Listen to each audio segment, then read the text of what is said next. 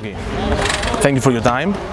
Appreciate you for having me. Okay, let's start with Intercontinental Cup, the upcoming challenge of AEK. Yeah. What means to you? I mean, it's for me gonna be the first time doing this. Traveling to Rio to play 2 games for a trophy. Especially the International Cup is a pretty big deal, and we're treating it that way. But for me, I just want to win. I think anytime you have a chance to play for a championship, it's always great. There's so many players that play and they never get a chance to play for a title. And I'm just blessed, and I know that we're all blessed to just be in this position. Okay. What do you expect in Rio? I expect us to, work hard, to go out there, play our brand of basketball, listen to coach. I'm sure, we're going to face a team down there that we've never seen before, maybe a different style of play. And what are the goals of AEK as a defending BCL champion? I mean, the goal is to win a championship.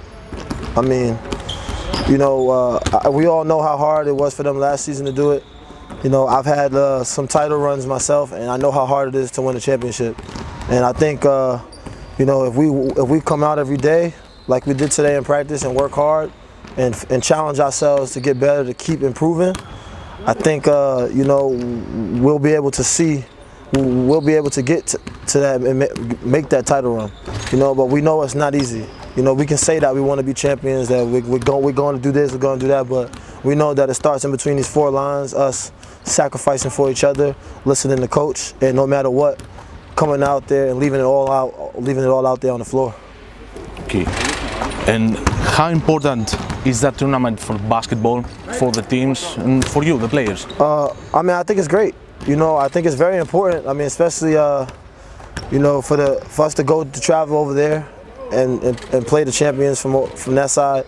It's gonna be tremendous. I mean, it's important for basketball because I think there's a gap between European basketball, American basketball, and then South American basketball. Everybody looks at each one differently.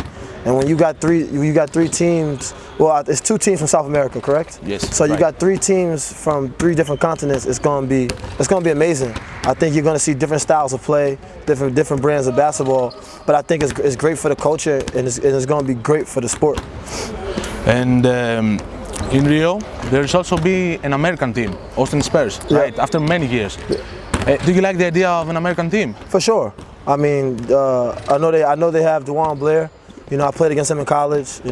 So I know they have some really good talent out there. The G League is full of great American players, and the San Antonio Spurs always puts together, great organization. They always put a great team out there. So that they're going to compete. That they're going to have really talented guys, and I think it's important, especially for guys, some guys that have dreams of playing in the NBA and going to different things. I think it gives the G League, like San Antonio and other scouts, the opportunity to see guys against those caliber players. And what can further improve this tournament? Maybe more teams from different continents? I honestly don't even know. I mean, I think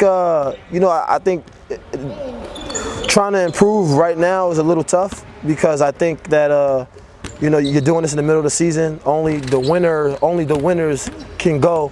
So then you're gonna have to think about how many more different continents you're gonna have to choose from. So I think it's tough to break down it that way. But I do think that this is great. That they're doing this. I mean, I can't say how to improve because everybody's schedule is different, and to be able for us to go during the FIBA window to go to Rio, is great, but that can change. FIBA can change it. The players can say that we don't want to play the national team during the season, and then what happens to the Intercontinental Cup? It's going to be tough. So, but I think at the moment it's great. I think for some of us it's our first time going to Rio. So we get to see a new place and also do what we love to do. So I think it'll be great. Perfect. And let's talk about BCL. Okay, you are the defending champions. Yeah. It's difficult to repeat last year's triumph. Has AEK the quality to do it again? I believe we do.